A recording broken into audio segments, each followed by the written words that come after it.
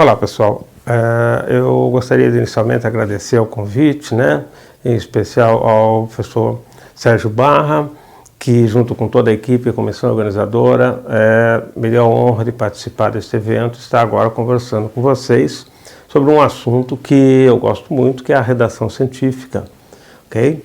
Eu vou tentar, nesse tempo limite, passar uma ideia geral para vocês, pegando questões cruciais da redação científica, né, que são pontos que muitas vezes são negligenciados, né? Uma analogia que pode ajudar a gente a entender o que eu estou querendo dizer é a seguinte: você vai construir uma casa sem ter o terreno? Não vai ter jeito, né? Ok, você tem o terreno. Você vai construir uma casa sem o alicerce? Começar com o tijolo ali em cima do terreno? Não, é aconselhável que não faça. Até dá, mas não vale a pena, né? Depois que você constrói a casa, você construiu a parte básica da casa ali e tal, aí entra a parte do acabamento, que também vai valorizar a casa e é importante, não é? Ok, agora você fez, a casa ficou bonita, bacana e tal, o que você precisa agora? Bom, agora essa casa tem que servir para alguma coisa. Ou você vai morar na casa, ou você vai alugar, e se for alugar tem que ter gente alugando. Então você não fez a casa simplesmente para ela ficar lá vazia, tá? Ela tem que cumprir a finalidade dela, tá? Então, dentro disso que eu coloquei, vamos pensar a questão da redação científica. Em primeiro lugar, ninguém vai conseguir fazer um artigo de excelência se não for um bom cientista. Bom cientista não significa pesquisador, significa cientista, tá? Porque não pensem vocês que a redação científica e o trabalho científico culmina com produção de tecnologia. Não culmina.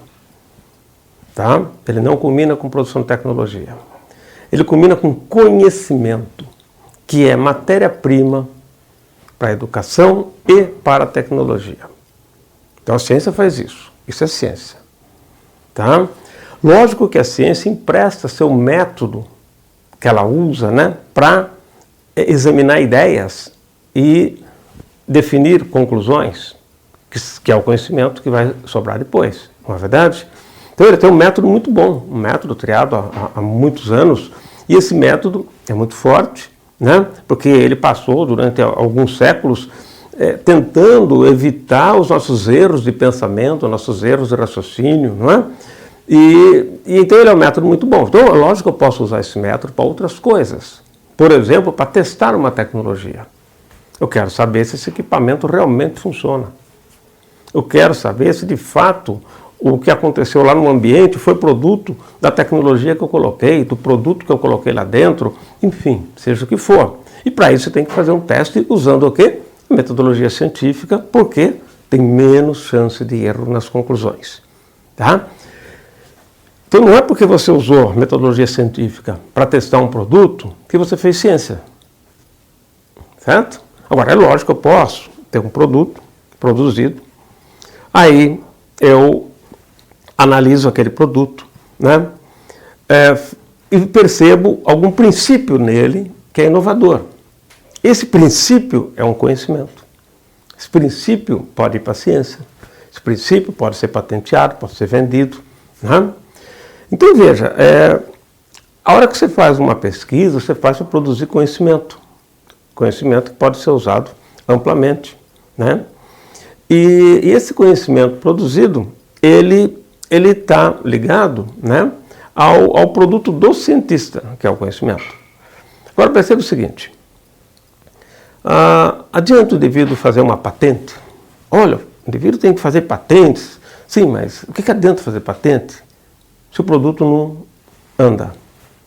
Se o produto patenteado não cai na graça do cliente almejado, não é? Então, veja, se não tiver venda ou se não tiver utilidade, às vezes a patente existe, mas você não vai vender, ok, né? Se não tiver esse tipo de fluxo, também não adianta ter a patente. Da mesma forma, não adianta ter uma publicação se aquilo não avança e não traz melhora para o conhecimento científico. Tá? Então, veja, não confundam as coisas, né? Então, vamos pensar assim, Tá, tem todo um procedimento científico, metodológico, faz um projeto, faz isso, aquilo, e depois, no final, vamos redigir o artigo. Não é bem assim. É quase assim, mas não é bem assim. Em primeiro lugar, se você não tiver uma pesquisa de bom nível, a redação científica não faz milagre. Tá? E as revistas, elas selecionam os artigos pela qualidade de inovação de conhecimento que traz. Você pode até, na sua área, falar, não, eu quero publicar numa revista puramente tecnológica. Ok, não é ciência necessariamente, mas é algo útil para a sociedade, muito útil. Não é? Então você pode publicar isso. Mas mesmo assim você tem que provar que aquela tecnologia funciona. E para provar que aquela tecnologia funciona, você tem que usar certos argumentos que, se usar os argumentos científicos, você tem mais chance de conseguir demonstrar para as pessoas, né, que estão examinando aquilo. Ou seja, não podem ser argumentos falaciosos, com equívocos, com coisas desse tipo. Tá? Então veja, a redação científica, ela é uma parte metodológica da produção de conhecimento, no entendimento de que simplesmente fazer a pesquisa e concluir não virou nada. Tá? Aquilo ali vai ficar com você. Se você publica, então se eu publico, eu tenho chance de que vire alguma coisa. Lembra o caso da patente. Patenteei. Tá? Fiz um equipamento novo lá. Agora vamos vender. Vende? Não, não vende. Então vai você e sua família comprar. Então também não resolve. Tá? Então, no caso do artigo é a mesma coisa. O publicar é o começo de uma história. Tá? É o fim da outra. Quase o fim, mas eu diria que ele é o penúltimo passo da produção de conhecimento. A publicação é o penúltimo passo. Né? Então tem que ter esse entendimento. Quando você publica, você não publica para que aquilo vire conhecimento científico. Olha, virou conhecimento científico porque eu publiquei. Não, não virou nada. O que você publicou é o que você aceita, seu grupo de pesquisa aceita. 2 ou 3 revisores que examinaram, aceitaram. E os editores ou o editor aceitou. Isso é muito pouco. Muito pouco. Né? Perto do volume de especialistas que existe no mundo. Pensa quantos especialistas existem na sua área. Né? Pega a sua especialidade. Estou estudando tal coisa aqui. Quantas pessoas estão estudando coisas parecidas no mundo? Pode ser exatamente a mesma coisa. Né? E aí você vê que tem vários. Se tiver um por país, já vai ter mais de 100. Não é? Se tiver 2, 3, tem países que vão ter 10, 15. E aí, quantas pessoas são? Vários. Centenas, milhares. Se essas pessoas, ou uma boa parte delas, ou eu até diria mais, a parte fundamental dela, né, dessa academia, se essas pessoas, se esses especialistas não aceitam aquilo, aquilo não vira. Não vai entrar em livros que vai difundir, certo? Mas eu posso ceder isso daqui para uma empresa. Você pode ceder para uma empresa, ela vai gerar um produto. Mas eu estou falando do conhecimento que vem antes do produto. Porque isso é fazer ciência. Ninguém faz uma pós-graduação em estrito sensu para produzir produto. Tá? É uma outra pegada. É que aqui no Brasil mistura-se tudo. É uma outra pegada. Né? Mas entenda o seguinte, que você precisa pegar aquela pesquisa que você fez e apresentar para outros especialistas do mundo para que eles avaliem aquilo. Se o que você fez não tem muito interesse, não vai nem ser lido. Tá? Ou não vai ser lido por quem precisa. Talvez seja lido por pessoas de áreas mais distantes que vão aplaudir porque não conhecem. Mas a gente quer que leia aquele artigo, né? Que quem leia aquele artigo sejam pessoas que trabalham com aquilo também. Pessoas de áreas paralelas podem ler sim, inclusive usar nas pesquisas deles em abordagens interdisciplinares, não tem problema nenhum, isso é muito bom, tá? Mas ela tem que ter pelo menos um conhecimento mínimo para saber se pode usar aquilo. E a aceitação dos especialistas é o que dá essa confiança para as pessoas de áreas transversais, de áreas paralelas, para usar um conhecimento que vem de uma especialidade que não é exatamente a dela, mas o conhecimento produzido interessa para ela. Então ela confia na revista, mas só o crivo da revista é pouco, não é? Então precisa ter uma conversa maior. Agora, mais do que isso, pensa que essa publicação, né, ela vem no sentido de mostrar o seu trabalho para a comunidade científica. Então você não está dialogando com o empresário. Em boletins técnicos, sim. Você vai dialogar com o empresário, com o produtor, enfim, com o pessoal da indústria, seja quem for, né? Com esses aí, no boletim técnico. Mas presume-se que o boletim técnico, na parte tecnológica, você possa fazer diretamente e apresentar lá. E na ciência, normalmente, você submete as ideias ao crivo de especialistas que têm condição de julgar aquilo. Se os especialistas têm condição de julgar, então excelente, eles vão analisar. Esse já é o primeiro ponto, porque hoje, se você olhar, né, no ambiente em geral, as pessoas acham que publicou, virou conhecimento, vão fazer o outro artigo agora. E não é verdade. Ah, mas estou avaliando as citações, você viu bastante citação. E daí que teve bastante citação? Quem citou? Veja que o pessoal que trabalha com publicidade, eles estão mais preocupados em ver a visibilidade que o teu vídeo teve do que o número de curtidas. Curtida não importa. O que vai fazer a visibilidade é o interesse pela matéria. Talvez ele discorde de algum ponto seu e não vá curtir. Então são coisas diferentes. Se quando você olha a questão da redação científica, é a mesma história. Quem está citando você? Quais são os especialistas que você conhece e que você acha que são pessoas que realmente vale a pena? O que eles estão falando? Só para mostrar que isso acontece na prática, é que a maioria não vê, mas isso acontece. Por exemplo, a revista Science, ela dá cerca de 3 meses, para que para que a comunidade de especialistas envie correções técnicas no trabalho que elas publicaram.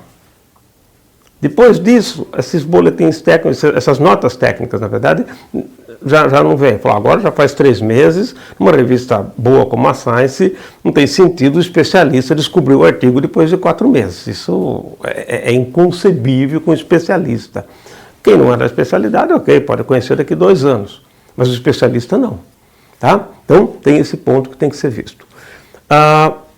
Isso é a revista Science. Na PNAS, uma revista da Academia Nacional, da Academia Nacional de Ciências, né, dos Estados Unidos, os proceedings deles lá, os resumos, né, das atas deles lá, é uma revista que antes era fechada, hoje é aberta. Ela é uma das melhores revistas que eu conheço em termos de produção de artigos, ou seja, a qualidade da escrita é muito boa, a qualidade da apresentação é muito boa.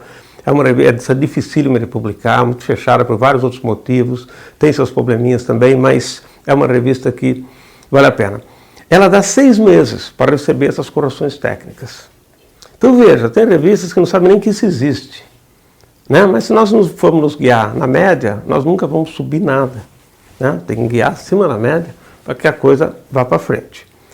Então perceba que, na verdade, quando você publica, aquilo não virou nada. Agora você está colocando aquilo a público para que pessoas que entendam possam fazer crítica. Né? Por isso que o pré-print tem um problema sério. Pré-print, quem vai criticar aquilo lá? Um monte de gente. Né? E daí? Né? Quem você quer que critique o seu produto? Lógico que várias pessoas podem criticar. E às vezes até uma ideia genial ver uma pessoa fora da área. O que faz sentido também.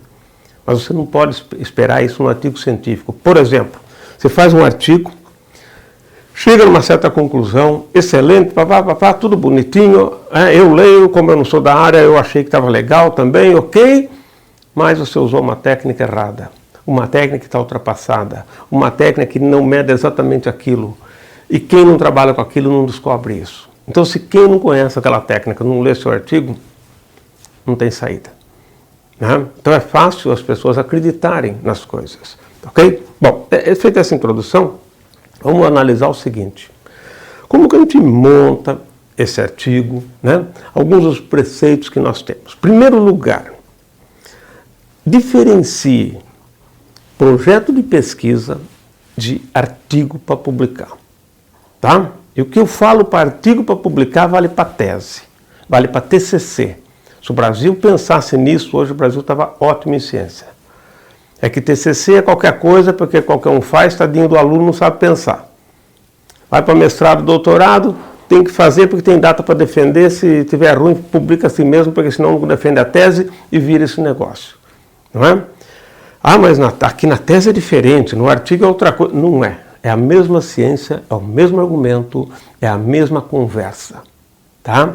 Então pensa assim, nós vamos pegar, ver a estrutura básica, como que se faz.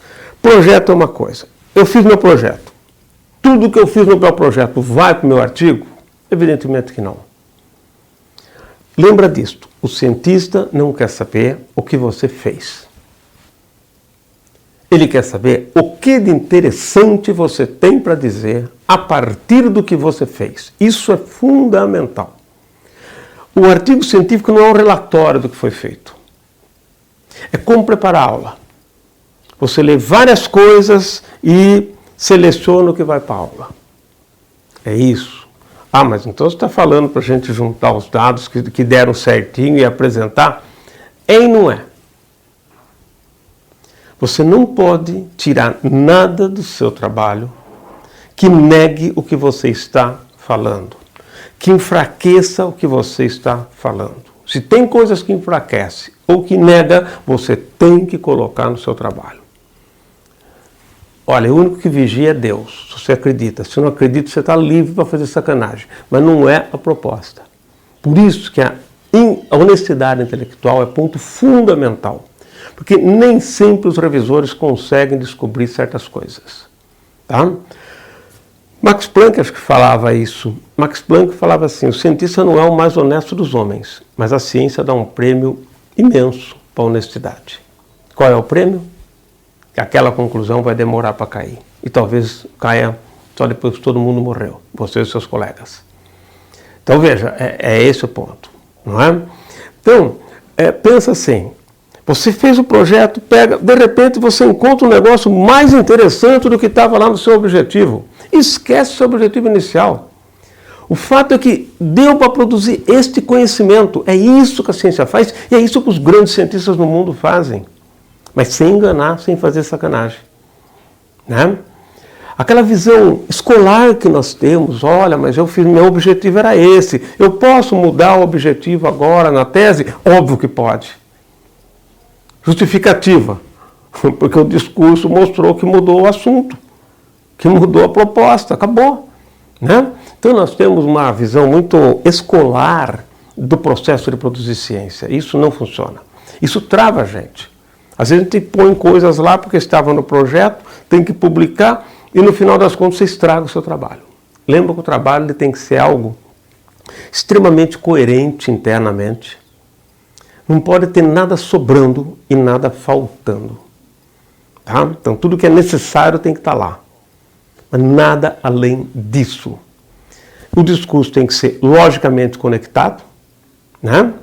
E esse discurso logicamente conectado, ele vai ter que defender uma ideia importante para a ciência. Tá? Se tiver um foco tecnológico, alguma coisa assim, que seja importante para a tecnologia. Mas não importa. O fato é que as conclusões produzidas devem ser relevantes. Quando que uma descoberta que diz algo que já se sabia é relevante?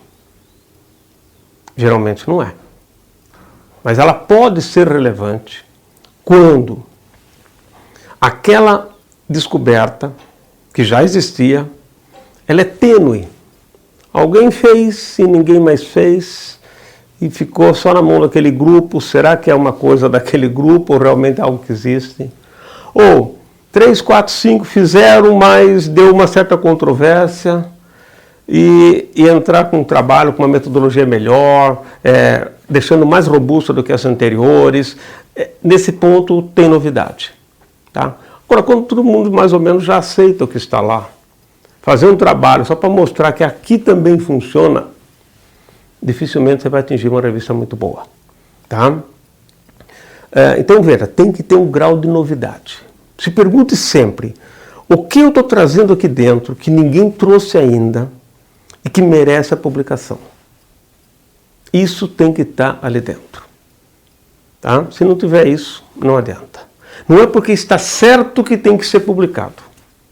Revista ruim, tá certo, então publica. Está pedindo, pelo amor de Deus, para aparecer um artigo. Agora, revista boa não, ela tem um nível de qualidade que ela quer publicar conclusões daquele nível para cima. E a conclusão daquele nível para cima significa tanto uma qualidade teórica da conclusão, quanto uma qualidade metodológica para construir aquela conclusão. Isso vai ser avaliado pelo revisor, né, e pelos editores. Ok? Então, perceba que sem ter, né, um produto bom na mão, um produto científico no caso, se não tiver um produto bom na mão, não vai ser a redação científica que vai mudar o panorama. Não tem como, não tem milagre. Você pode escrever muito bem, mas o conteúdo é fraco. Seu trabalho vai ser analisado, vai ser lido por 2, 3 especialistas. Eles vão ler e vão dar um parecer por escrito. Se a revista é ruim, é qualquer um que lê. Mas se a revista é minimamente boa, ou seja, acima da mediana do fator de impacto ou de algum outro indicador bom, no Web of Science, não vou nem falar fora, viu? Não vou nem falar fora porque não vale a pena. Que esteja no Web of Science, né? Pelo menos você vai ter certeza que não é predatório. E você, se estiver acima dessa mediana, já é um bom caminho, tá? Agora, lógico, tem as revistas mais importantes, né? Mesmo na área de computação, coisa e tal, né? O pessoal gosta muito daquela I3E, né? Que é um grupo que tem várias revistas ali e que são realmente muito boas, né? E tem revistas que são mais gerais, que publicam várias áreas, inclusive a área de engenharia. Não tem problema nenhum, é até mais interessante, tá ok? O fato é que nós temos que produzir conhecimento sólido, que seja publicado para que os especialistas julguem. Às vezes foi publicado, tem trabalho na Science e na Nature, para você ter uma ideia. Na Science e na Nature, que 5 anos depois teve 0 de citação, ou seja, nem o próprio autor citou aquele trabalho. Não excluir a autocitação. E é só fazer uma análise que você consegue ver isso. Na última que eu fiz, na verdade, na Science não tinha 0, né, mas na Nature tinha. Né? E dependendo do ano você vai fazendo, pega período de 5 anos, 10 anos, quantos anos você quiser e vai vendo ali. Tá? Então é lógico que as revistas tentam acertar na escolha dos artigos, mas nem sempre acertam. O seu trabalho, quando ele é publicado numa revista, não significa que ele tenha a excelência da revista. Ele atingiu o crivo mínimo para entrar na revista. Do crivo mínimo até o máximo da excelência depende da tua qualidade como cientista, que inclui a redação científica, tá?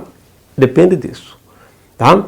Então perceba, você vai encontrar numa mesma revista diferentes níveis, né, de qualidade de artigo, porém tem um crivo mínimo. Não vai achar nada muito ruim se a revista for boa, não é? Então não é porque seu trabalho entrou lá que o seu está no top da revista, não necessariamente. Ok? Então, esses são alguns dos pressupostos. Tem mais um conhecimento de base, que é o nosso alicerce, né? Que é o seguinte, você tem que ser treinado a escrever 2 artigos em 1. Porque dentre os cientistas, que o foco é o cientista, ninguém vai publicar um artigo científico pensando em população não científica, porque se ler não vai entender. Né? Se você duvida, pega um trabalho da física, publicado numa revista da física, e coloca à disposição, passa tudo em português e coloca à disposição da comunidade brasileira. Vai ser difícil. Mas tem os engenheiros que trabalham com tal coisa que vão poder entender. Bom, mas se esse engenheiro vai entender aquele trabalho, ele lê em inglês, fica tranquilo. Tá? Então, são pessoas que vão conseguir, você não vai precisar nem traduzir. Né? Mas isso é exceção, não podemos fazer a regra a partir da exceção, não é? Lógico, alguém pode saber e não ser cientista, ok, certo? Mas mesmo assim, há critérios e processos científicos envolvidos dentro do trabalho que só o cientista sabe. E aí, como é que fica? Não é? Aquelas citações que ele fez, será que são aquelas mesmo ou não são? Está no meio. Porque não adianta o trabalho estar bonitinho, eu tecnicamente consigo entendê-lo, mas as citações estão pegando coisas erradas, coisas ruins ou coisas mal interpretadas. Para vocês terem uma ideia, na área médica, tenho dado na área médica, tá? Na área médica, o erro nas citações dentro dos artigos são de 3 níveis. Tá? Um deles é, o artigo fala A e é citado como falando B, ou seja, outra coisa. O segundo erro é, o artigo aponta 2 possibilidades, mas na citação o autor pega só a possibilidade que interessa para ele, ignora a outra. É tendenciosidade. E o terceiro é quando o indivíduo cita uma revisão da literatura para coisas que não é da revisão. Por exemplo, um artigo lá dentro mostrou que A é maior que B, aquele artigo. Isso é usado na revisão. Só que na hora de citar, qual que é o artigo mesmo? Está lá na revisão. Isso eles chamam de síndrome do autor preguiçoso. Tá? Ele cita a revisão. Não, a revisão você vai citar em 2 situações. Quando você vai se referir à conclusão da revisão, que não é a conclusão de nenhum trabalho lá dentro. É uma olhada macro, né? Sabe aquelas câmeras que aparecem na televisão, voando assim, vendo de longe? É isso que é o trabalho da revisão. Ele olha o ambiente e conclui coisa que ninguém viu. Isso é um aspecto. O outro aspecto da revisão é quando você quer dizer que existem vários trabalhos a respeito de um tema e mostra uma revisão. Aí sim, porque se tem uma revisão no tema é porque já tem vários trabalhos ali. Tá? São 2 situações específicas. Tá? Então perceba que tem esses erros. São os 3 erros. O percentual deles na área médica, tá? Isso tem um trabalho antigo, de 10 anos atrás, mas, né? Mostrando assim que varia de mais de erro de mais de 30%, 35%, 36%. Tá? De erro nas citações. Então, se tiver 100 citações, 30 e pouco está errado. Se tiver 50, 15, 18, está errado. Então, perceba como que, o que está lá. Será que está certo o que está lá? E isso eu estou falando de literatura internacional. Então, perceba que não é porque publicou que a coisa virou. Tá?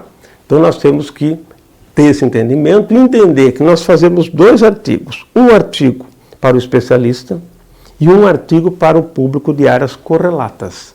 São cientistas, entendem da área, mas não da especialidade. Como fazer 2 artigos em um?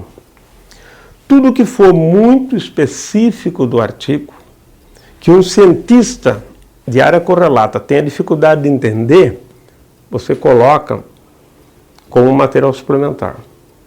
Então fica um texto agradável de ser lido, e os links estão lá para entrar nos pontos que quem conhece vale a pena entrar. Quem não conhece, pode entrar, só que não vai entender. Ou tem pouca chance de entender. Isso significa 2 artigos em um. Isso é uma coisa importante. E poucos editores perceberam isso, embora isso já seja uma realidade. E uma outra coisa que muitos também não estão entendendo e percebendo, o PDF, artigo em PDF, ele começou a morrer em 2012. 2012 ele começou a morrer. Quando a Elsevier, a maior editora de revistas científicas do mundo, começou a publicar o que ela chamou de o artigo do futuro. Tá? A partir daquela ideia, já estava claro que o artigo vai ser um ambiente de conhecimento e de interação. Não é aquela coisa fixa. O PDF ele é o quê? É o artigo no papel, colocado na internet. Mas ainda tem bastante gente que ainda... Eu sei, nós estamos num momento de transição, mas eu estou mostrando para vocês para onde vai o caminho. As revistas brasileiras, olha, pode ser que tenha, mas devem ser muito poucas que estão fazendo artigos no nível daquelas de 2012, tá? Que hoje são muito mais comuns. A maioria é aquele jeitinho, aquela coisinha de sempre. Então, nós temos que entender que esse é o sistema e você tem que saber muito bem onde colocar o seu artigo, porque você tem uma chance. Se você errou a revista, seu artigo está lá. Posso até tirar para publicar em outra, vai ser difícil. Tirar você pode, mas conseguir publicar um que já estava publicado e você tirou para publicar em outra, isso praticamente não vai existir. Tem revistas que levam o nosso artigo, tá, para o cemitério dos autores desconhecidos. Pois lá vai morrer junto com a revista. Então vocês têm que tomar muito cuidado com isso. Né? Focar no seu público e lembrar sempre o seguinte: se eu estou conversando com vocês hoje aqui, não é porque a ferramenta necessária foi produzida por brasileiros. Isso aqui veio de um conjunto de conhecimento de vários países, tá? E que as coisas foram se juntando. E essa é a proposta da ciência. A proposta da ciência é uma proposta de análise conjunta. Lógico que um compete com o outro, vai chegar lá. Eu vejo o exemplo da foto do buraco negro.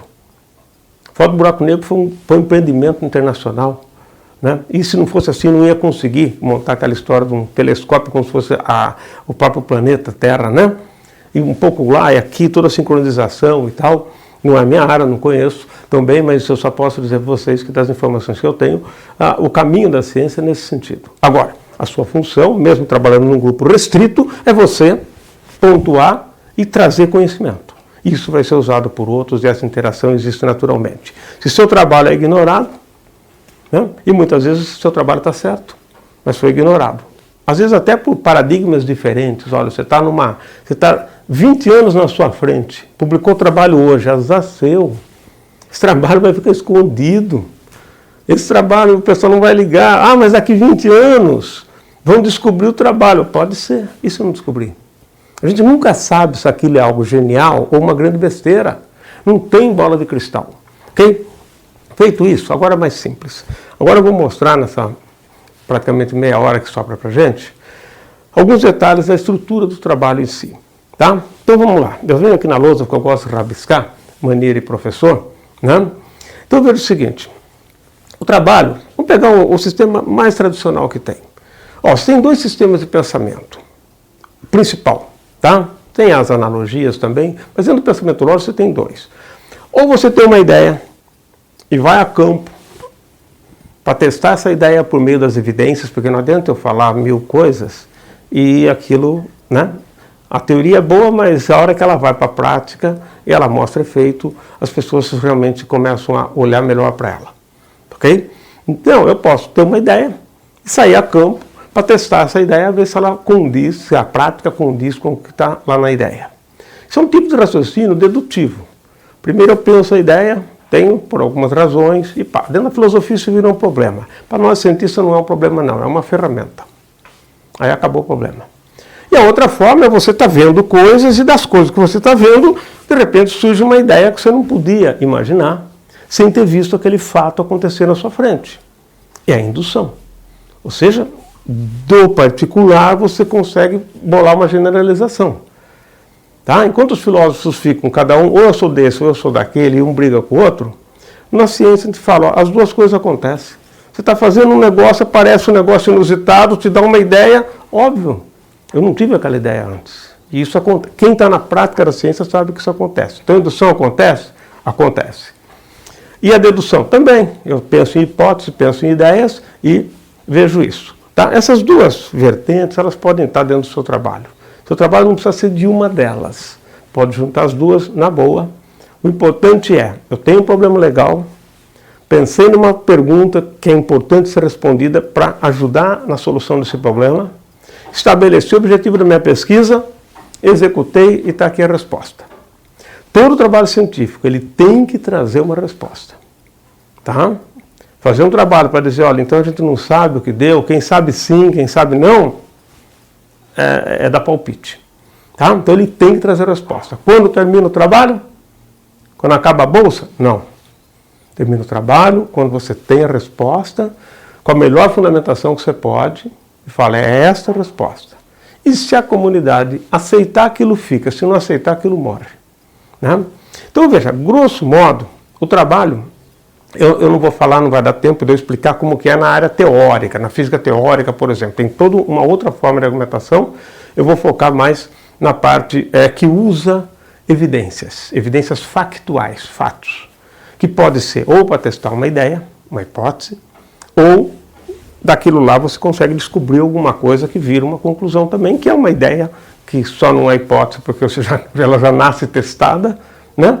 Mas a relação é a ideia e os fatos. Essa conversa ela é fundamental para o cientista.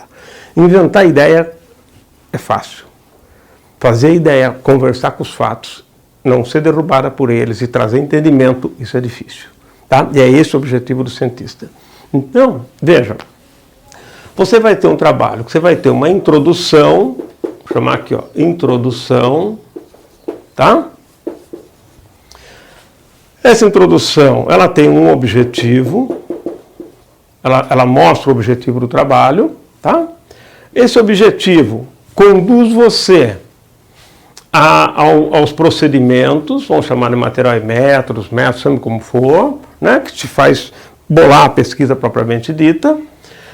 Esse objetivo ele conduz, em primeiro lugar, para o delineamento da pesquisa, tá? Delineamento da pesquisa, porque é dele que desdobra logicamente o delineamento da pesquisa, não é algo fantástico, não, é coisa só de pensar, né? E depois disso daqui se desdobram outros elementos aqui do material e métodos, é um outro ponto então. Depois desse material e métodos, você realiza isto, obtém suas evidências, que são os resultados. Tá? Resultados estão aqui. Estas são suas evidências. Elas podem estar testando hipóteses, elas podem estar sustentando conclusões sem ter hipótese prévia. Então o cientista, ele pode ter hipótese ou não. Tá? Tem áreas que erram assim, do começo ao fim, porque falam, se não tiver hipótese não é ciência. É só na literatura científica que você derruba isso facilmente. Dos resultados, entra o quê? Entra um item que é um índice de argumentação, que é a discussão. A discussão do trabalho. A discussão do trabalho é o quê? Onde eu vou mostrar por que as minhas evidências são válidas, que aí eu engajo com o procedimento, para mostrar que aqueles resultados são válidos, a variabilidade é pequena, tem isso, tem aquilo, né? Isso eu vou mostrar quando precisa. Às vezes eu posso mostrar isso dentro do próprio item resultado, não tem problema. Veja, o discurso é seu. Só tem que ficar bom. Tá? E vou usar os elementos centrais desses resultados. Se eu tiver uma tabela, pelo menos uma ideia central eu tiro dessa tabela. Ou duas, ou três, não importa. Mas pelo menos uma. Ideia central, não vai ficar repetindo a tabela. Se eu tiver figura, pelo menos uma ideia central da figura, e assim sucessivamente. E se eu tiver texto, talvez tenha alguma ideia ali que não está em figura nem em tabela. Dos pontos centrais que eu estou falando para vocês, você vai levar para cá, para a discussão, e vai desenvolver uma argumentação que vai defender as suas conclusões. Então é óbvio que a conclusão aparece inevitavelmente dentro da discussão. Não tem como discutir sem falar da conclusão. Então discutir não é comparar com a literatura. Discutir é discutir com outro cientista que vai ler o seu trabalho e você está mostrando como você raciocinou, como você pensou para juntar tudo isso e defender essas ideias. Isso é a conclusão, tá? Uma dica interessante para você começar a discussão é que no primeiro parágrafo, nesse primeiro parágrafo, você diga onde você chegou. Pois, ó, nesse trabalho foi a primeira demonstração disso, disso, daquilo, tal, isso daqui tem tal implicação aplicada em tal lugar, não sei o que lá. Ponto. Você não explicou, você disse, você afirmou. Tá? Esse é o primeiro pressuposto. Primeiro parágrafo, diga onde você chegou com o seu estudo. Pode até dizer uma implicação prática dele, alguma recomendação, mas tudo sem detalhar. É bem assim, de cima para baixo. É assim, chegamos nisso, papapá. Você pode até trazer um ou dois resultados aqui, alguma coisa, o bom senso vai te indicar, e para ajudar a mostrar alguma conclusão, mas não fez a demonstração. Você só deu um suportezinho maior, para ficar mais claro o entendimento. Isso daqui é o ponto final do seu trabalho, mas ele vai aparecer aqui. A hora que ele aparece aqui, o seu leitor já entendeu onde você quer chegar. Agora ele vai ler sua argumentação, sabendo onde você vai chegar. Não é que ele vai ler sua argumentação enviesado, agora então tudo que ele falar eu vou aceitar. Não. Ele vai acompanhar passo a passo, sabendo onde você quer chegar. Então ele vai permitir que a análise que ele faça seja muito mais rigorosa e mais crítica. Tá? Então é esse o caminho. Aqui na frente você vai fazer o que então, agora? Agora você vai ter que provar tudo que você afirmou aqui em cima, provar que deve ser aceito. E agora vem então, como fazer isso? Não, se um cientista me perguntar isso, eu falo, então é o seguinte, eu não estou falando com o cientista. Se você não sabe como provar que você chegou em tais conclusões, como é que você quer escrever um artigo? Não tem sentido. Não é? Então lembra disso. Ah, mas eu estou perdido, eu estou aqui no mestrado. Felizmente você está no mestrado, você tem orientador. Ah, eu estou no doutorado. Felizmente você tem orientador. Estou no pós-doc, você tem um supervisionador lá, não, um indivíduo que vai poder discutir com você. Ótimo, tá? Então, e depois quando você não tiver mais? É você e seus alunos. E aí? Né? Você vai ter que resolver os problemas. Ah, mas eu tenho uma equipe. Ótimo que você tem uma equipe. Você vai ter outras pessoas, né, também experientes para discutir com você. Isso é muito bom. Então perceba que você apresenta isso e agora você tem que saber fundamentar. Mostrando que aquilo deve ser aceito. Então a conclusão do trabalho não é algo que você acha, é algo que você enfia a goela abaixo do seu leitor e dos seus revisores. Isso tem que ser aceito. Essa é a proposta. Se mostrar que tem erro, opa, tem que mudar. Certo? Mas se não encontrar erro, tem que aceitar. Não tem essa dos pós-modernistas, não, que olha que maravilha, o mundo tem vários olhares e tem um caminho só. Para cada coisa, sabe? Então tem que pensar nisso. Às vezes tem 3 caminhos, mas tem que andar junto, que vira uma coisa só. Então, esse é o ponto da discussão, tá? No final, ela vai estar, não que as conclusões vão aparecer aqui no fim. As conclusões podem aparecer uma aqui, outra aqui, conforme você vai discutindo, tá? E vai ligando uma coisa com a outra. Você tem que ter esse mapa, tá? Fechou, fechou. A revista muitas vezes pede para você escrever um item conclusões, que vai colocar aqui no final. Um item conclusões. O que você faz aqui? Tem gente que escreve uma página aqui. Eu falo, meu, você está louco? Tem alguma coisa errada. Aqui você vai pegar as principais conclusões. Pode ser uma, pode ser 2, pode ser 3. Se tiver 10, tem besteira por meio. Pega as principais, as mais gerais. Tá? Você tem que saber isso no seu discurso. Tem conclusões que são tão ali próximas do dado, talvez não valha a pena pegar. Né? Ela aparece aqui, por exemplo. Deixa essa conclusão por aqui também, porque ela é muito óbvia. Né? Pega as principais e pontue aqui. Conclusão 1, 2, 3. Pode fazer uma sequência lógica. Pode não, deve. Uma sequência lógica. Ou da mais geral para mais restrita, ou da mais restrita para mais geral. Aí você escolhe o que vai ficar melhor na hora. Tem que ver, não dá para fazer formulinha, tá? Ah, mas tem que ser em tópicos? Não, pode ser um texto. Pode ser um texto. Tá? Então perceba que na sua introdução você vai apresentar seu objetivo ou suas conclusões. No fundo, a introdução é introduzir algo. O que você vai introduzir no artigo científico? A sua pesquisa. Então, o seu trabalho, ele começa no material em métodos, praticamente, e vai até o final. Na introdução, você vai mostrar por que você fez isto. Então, nessa concepção, muitas revistas top de linha, inclusive, mas não por isso, tá? Elas chegam aqui, ao invés de pôr objetivo, elas já dizem o que deu. Olha, nesse trabalho nós mostramos que isto consegue fazer tal coisa. Nós mostramos que isto está associado com tal coisa. Porque se o indivíduo sabe onde você chegou, não adianta, mas então qual era o meu objetivo? Meu, está na cara. E não me interessa seu objetivo. A ciência não é feita de objetivos, ela é feita de conclusões, que é o conhecimento.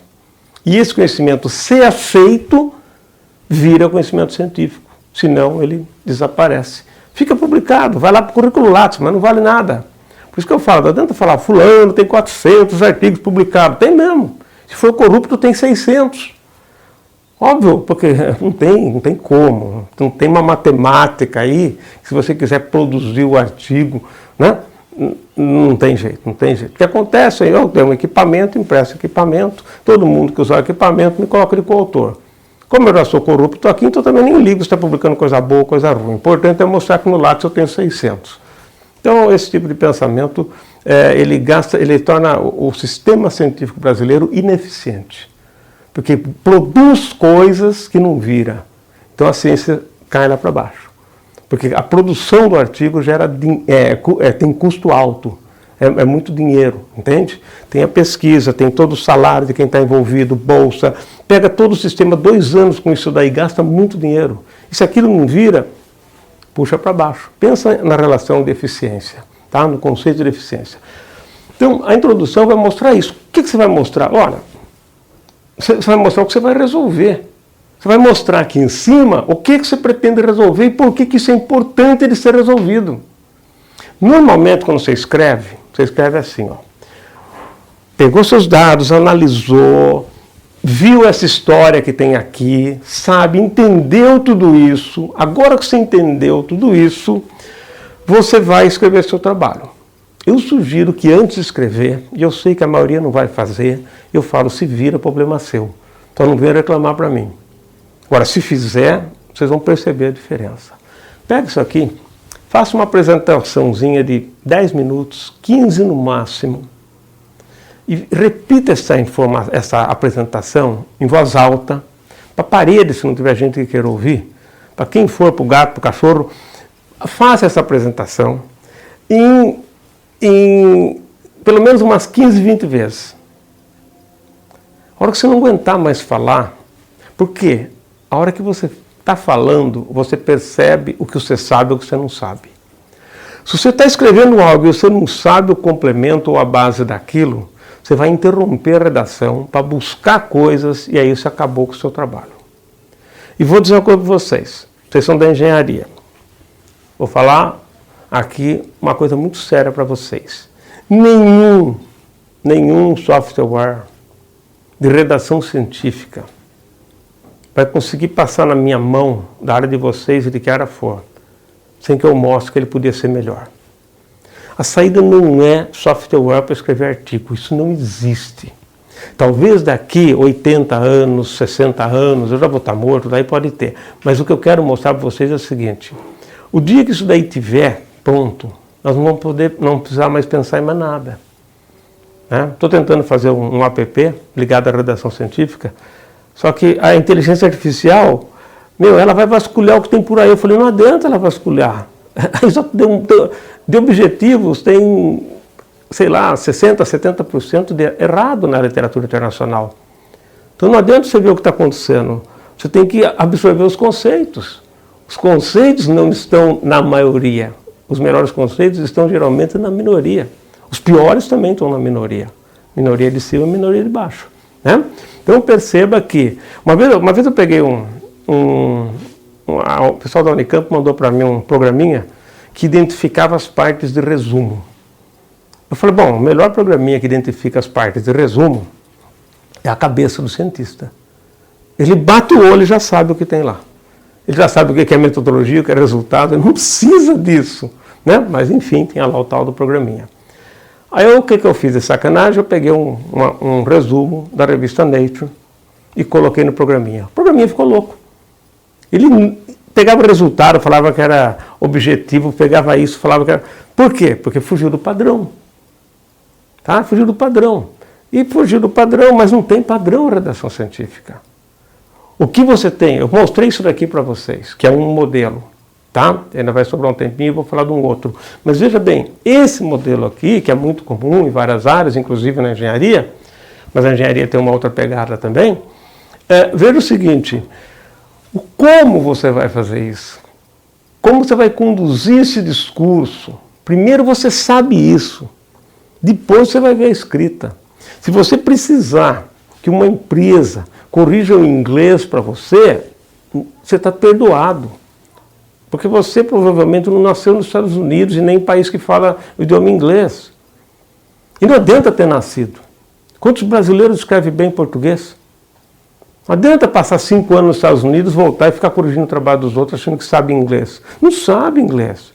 Agora, se você gosta de literatura, você tem inclinação, você passou 5 anos lá estudando, você vai escrever melhor que muita gente. Tá? Mas do contrário, não. Né? Então, veja, eu estou há quantos anos aqui no Brasil e trabalho até com redação, coisa e tal, e a hora que eu escrevo um livro, eu mando para uma professora de gramática corrigir para mim, porque eu sei que está cheio de erro ali. E ela corrige. Agora, o texto é meu. A argumentação é minha. Ela não vai mexer no conteúdo do meu parágrafo. Ela vai mudar a forma. Isso tudo bem. Né? Então, a argumentação depende muito de você sentir naquela hora qual a melhor forma de fazer. E entram elementos que extrapolam muito as regras linguísticas. Tá? As regras linguísticas até descobrem alguns desses elementos, mas transformar isso em prática a gente vai demorar muito tempo. Então, não aposte nisso. Não aposte. E só para você ter uma ideia, como tem muita coisa errada, tem revista que define o número mínimo de páginas. Eu falo, como o número mínimo de páginas? Deveria definir o nível mínimo de conclusão, de qualidade de conclusão. O trabalho do Watson e Crick, que mostra como é a molécula do DNA, publicado em 1953 na Nature, tem uma página. De artigo mesmo tem uma página. Depois tem um pedacinho atrás com referência, alguma coisa assim. Então veja, uma página e mudou a área biológica inteira. Dentro da área biológica coloca a saúde. Saúde e área biológica como um todo, mudou tudo isso. E extrapolou, virou até propaganda de posto de gasolina. Então veja, é a qualidade que interessa, não é o número de páginas. Você consegue fazer com uma página? Ah, mas a revista fala que tem que ter no mínimo 7. Tá bom, então vamos escrever, encher linguiça. Tá? Isso é o tipo da coisa que é tão ilógico que eu fico abismado de ver revistas internacionais fazendo um tipo desse. E o número máximo? O número máximo é uma tentativa de fazer o pessoal enxugar, porque se deixar, eles vão estender. Ainda mais os latinos, nossa senhora, eu para falar que vou até ali, eu usei 3 frases para falar que vou até ali, coisa de latino. Mas depois dá para corrigir. Eu escrevo bem prolixo e depois eu enxugo. A maioria escreve prolixo e mantém prolixo. Aí é um pouquinho pior, né? Então veja, quando você coloca um número máximo, tá, e se você tiver um trabalho genial, com uma big conclusão, e que tem 2 páginas a mais e que não dá para tirar mais nenhuma. Eu já cheguei a corrigir para uma colega minha, o trabalho tinha 5 estudos, 5 experimentos independentes, com metodologia própria, tudo certinho, uma revista da Inglaterra, e como era uma short communication, tinha que ter no máximo 10 páginas de manuscrito. 10 páginas incluindo referência, página de rosto, resumo, tudo. Olha, foi um dos maiores desafios que eu tive, mas eu consegui. Deu, a 10ª página estava lotada, da primeira linha até a última, mas deu, foi, passou e foi publicado. Então veja, eu até posto, mas uma revista não pode perder um artigo bom porque passou o número de páginas.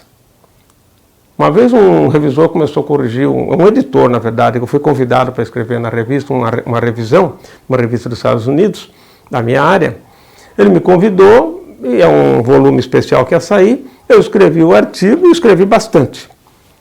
Como era meu mesmo, eu falei, umas 60 páginas. E ele começou a querer que eu reduzisse. Eu falava, mas qual o limite? Ele falou, não tem limite, só para você reduzir. E foi assim, chegou no fim, eu reduzi para umas 30 páginas, aí chegou no finzinho, chegou uma hora que eu me irritei. Eu falei, é o seguinte, você me convidou, eu estou fazendo o trabalho, mandei isso daqui, seguinte, ou a senhora aceita, então eu tiro isso daqui. Daí ele aceitou e publicou. Tive que brigar, né? Torcer para ele aceitar, lógico, né? Mas então assim, então pensa, né? Que tem vários erros no sistema editorial, coisa e tal, que muitas vezes impõem erros para a gente. Então nós temos que tomar cuidado com isso, né? E as revistas às vezes também sofrem com isso. Então todo esse processo aqui é um processo de argumentação.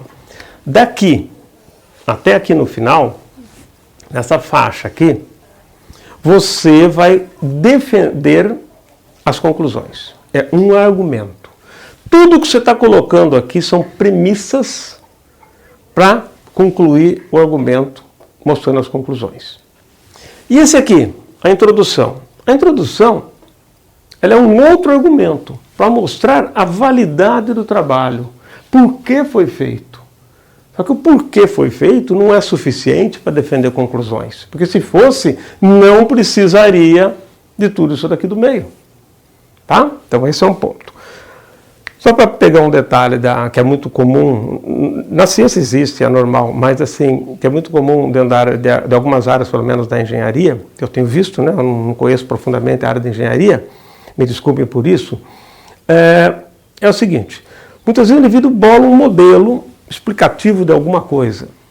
É aquela história do raciocínio dedutivo, né? Eu tenho uma ideia, tal, bem, ele olhou algumas coisas, viu, pegou informação aqui e ali, e ele monta um modelo. Então ele vai mostrando toda a dedução dele, vem a introdução, vem o desenvolvimento, que ele pode fazer nessa divisão ou não, tá? Mas ele não tem resultado.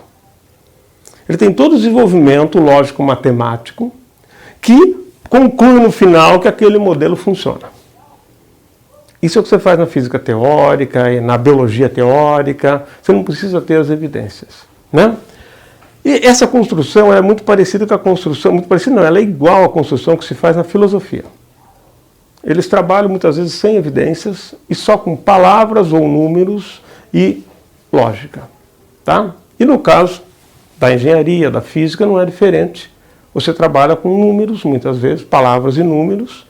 Ah, mas a matemática, sim, matemática é linguagem, assim como palavras também é linguagem. E ambas linguagens obedecem lógica. Quem conhece um pouco de linguística sabe que linguística é lógica, tá? Então, veja, quando você faz isso daqui, chegou no seu modelo. Às vezes eles falam assim, descrição de caso. Aí eles colocam um caso real aqui na frente, um caso real, e mostra que o modelo se aplica naquele caso real. E aí ficam contentes. Bom, eu sei, se for considerar o caso real, que eles relataram, com dados e tal, eu diria, é praticamente um n igual a 1. Ou uma coisinha só. Às vezes é um n igual a 1, você escreveu uma empresa, funcionou assim, e está de acordo com esse modelo. Mas é um caso, né? É válido. Melhor um caso do que nenhum. Mas, a hora que os outros casos começarem a aumentar, as pessoas confiam mais no modelo. É que como tem matemática, muita gente acha que porque tem matemática está certo. Então, isso fica mais fácil passar por cima das evidências, tá? Mas, enfim, saiba que tem esse outro modelo e que esse caso muitas vezes pode ser importante, né? Para dar essa, ele não está voando só na maionese, ele está, mas tem um caso lá que diz que funciona na prática, porque isso é importante para o cientista, tá? O que diferencia filosofia de ciência é essa pegada prática, tá? Se não adianta nada eu criar uma grande teoria que não tem como avaliar na prática, enquanto não avaliar aquilo fica lá, fica largado, ok? Então esse é um ponto que a gente tem que observar também, ok? Esse é o processo lógico, tá? Quando você faz a exposição oral várias vezes, você fica com isso claro para você. Aí é sentar e escrever. Ah, mas escrever é difícil? Sim, nós não somos treinados. Então você escreve, corrige, faz isso, né? Sempre pensa o seguinte, para escrever você tem que pensar no seu leitor e pensar que ele não sabe o que está na sua cabeça. E cuidado com o sentido das palavras. Um dicionário junto. Pode estar no computador, pode estar do lado no papel. Um dicionário junto. Teve dúvida, consulta a palavra. Mas se você sabe o que você quer dizer, você sabe o que você vai apresentar, você sabe o que você tem que falar, é extremamente mais fácil falar. A parte da escrita é um outro episódio que, quem sabe, em uma outra ocasião, eu possa falar especificamente só sobre a escrita, a construção de frases, disso, daquilo, como argumentar, como mostrar uma série de coisas e conectar, dar fluxo para a conversa, mas, por enquanto, vamos ficar por aqui. Sem essa base, não adianta saber escrever. Concorda? Por isso que eu falei, primeiro o alicerce, depois a casa e depois o produto para ser usado. Ok? Então, gente, muito obrigado pela atenção e um bom fim de congresso para vocês aí e espero que tenha trazido contribuições significativas para vocês. Obrigado.